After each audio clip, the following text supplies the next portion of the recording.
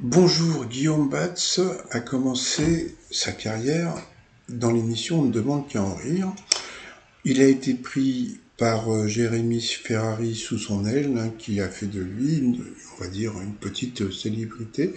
Mais bon, c'est-à-dire que d'un côté, vous aviez le maître de l'humour noir avec le maître de l'autodérision. Ça faisait un super beau cocktail. Et puis, depuis son décès, donc beaucoup de gens se posent la question quand est-ce que aura lieu l'enterrement et surtout comment, puisque bon, on a appris que sa maman l'avait abandonné et puis que bon, il avait un frère, donc bon, on ne sait pas encore où et quand vont avoir lieu donc les obsèques.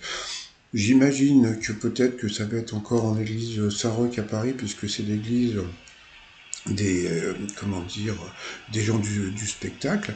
Bon, sur internet, beaucoup de gens s'amusent un petit peu, mais bon, c'est de l'humour noir et puis surtout de l'autodérision. Et puis entre temps, donc Jérémy Ferrari avait envoyé ce message, voilà, que pour dire que il lui manquait. Et puis depuis, Jérémy Ferrari n'arrête pas d'envoyer des messages en disant: je vous préviens, vous allez vous bouffer du Guillaume Batz pendant encore un petit moment. Et puis il lui envoie des sketchs, etc., etc. Il a même liké Laurent Ruquier qui avait envoyé un petit message en son hommage.